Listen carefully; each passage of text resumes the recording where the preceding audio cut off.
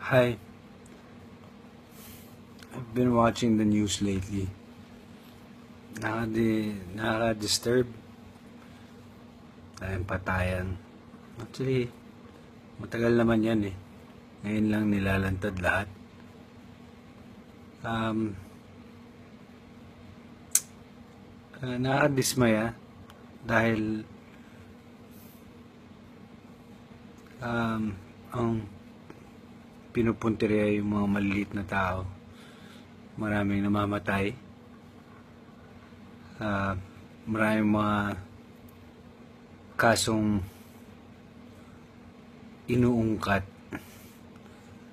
May mga patay na nga naungkat pa yung mga duming nagawa. Nakita ko sa bagong administrasyon na pinapakita na okay, after a week being inaugurated, 2 weeks, first week, yung mga mahihirap, palit ulo, kumbaga, na nagmamalinis sa mga pulis. Mahal ko yung mga pulis natin. Bato, mahal kita. Pero, it's unfair na parang ipalit ang buhay.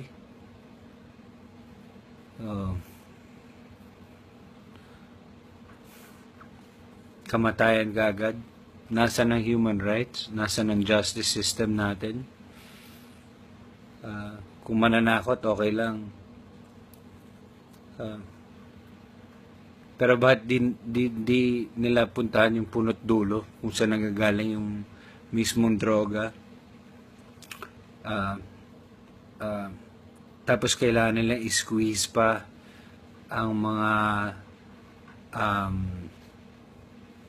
yun nga, yung mga nasa politics or yung mga judge, yung mga mayor na wala rin magagawa. Siguro Duterte has the only balls. Yun lang. Meron siyang balls sa mga taong gumagalaw para sa kanya, pero hindi niya nakikita yung mga repercussions na nangyayari sa bansa natin na parang okay lang pala pumatay. And Manny Pacquiao, I idolized you before. You're a Christian like me, but it's okay na you say that gays and lesbians are animals. Anong pinagkaiba nun? Sa pagpatay ng ibang tao, mas masahol pa tayo sa animal kung yun ang gagawin natin.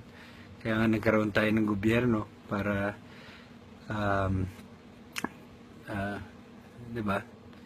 Kaya nga may serbisyo kayong dapat gawin. Hindi yung padalos-dalos lang para lang may maipakita sa tao. Hindi ibig sabihin mo, wala, tama. Para lang kayong mga unggoy din. Walang pinagkaiba sa hayop.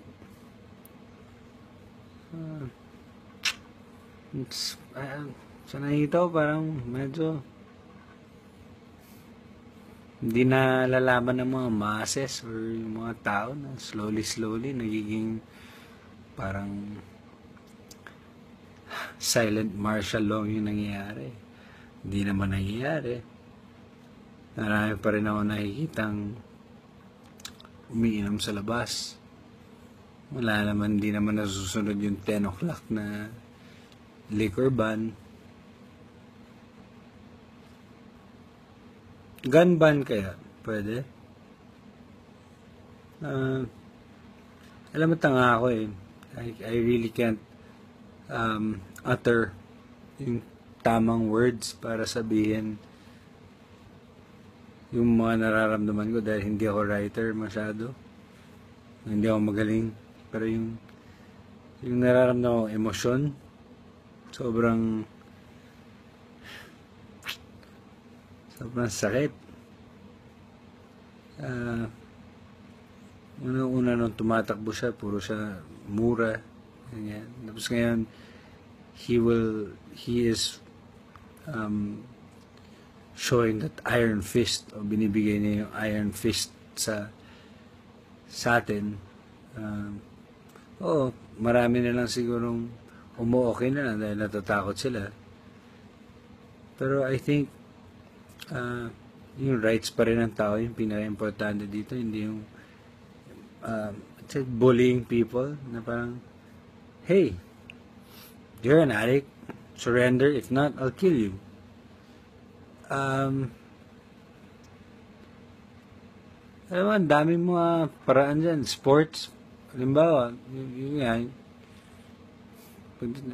parang pakitang gilas na lang. Pakitang gilas na lang talaga tong bagong presidente natin. Walang pinagkaiba kay Donald Trump na ewan ko na kung ano mangyayari. Tingnan natin, pero hindi ko talaga mailabas kung anong tamang hindi ako writer. Pero ang dami siguro nakakaintindi sa akin na hindi lang makapagsalita. Kasi mali eh.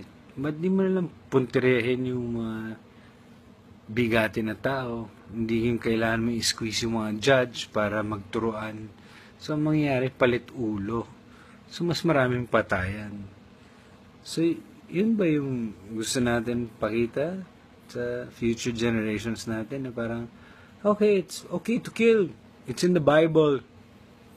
Naging extreme na ba ang mga Pinoy ngayon? Or yung mga tao na namumuno ngayon dahil nagmamalinis sila? Ang dami ko nakitang katabi niya na madudumi rin. Bakit di yun unahin? Yung mga mabibigat, hindi yung mga mahihirap. Tapos kailangan pantay-pantay, gagawin pantay-pantay ang Pilipinas. Mayor, I'm not afraid of you. I'm not an addict. I rarely drink.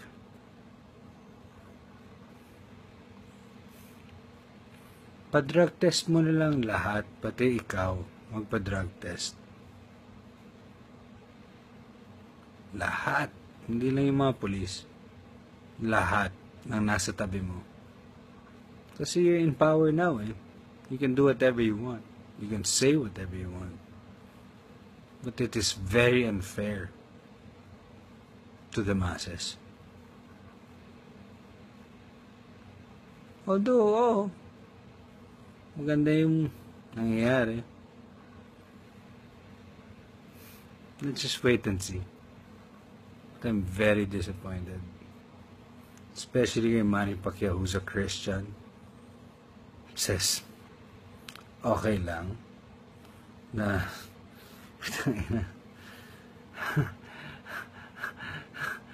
pumatay ng tao, pero ang bakla, lesbian, o yung LGBT, masawal pa sa hayop. Ang killer, sinabi nila, ang addict will always be an addict. So therefore, a killer will always be a killer.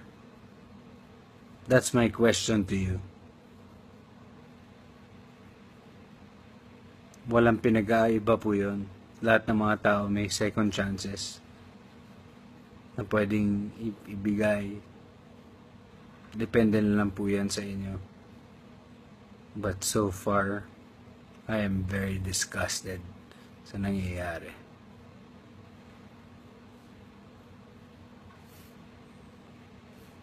Hindi kayo nananakot ng tao. You are using the masses para sa advantage ninyo. Wala kayong pinagkaiba sa kanila. Adi ka rin. You're a sociopath. Yun lang. God bless you mightily.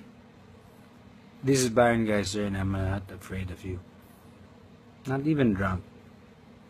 You're tired. Tired of all of this bullshit and nonsense. Me, Baron Geyser, signing out. Bye.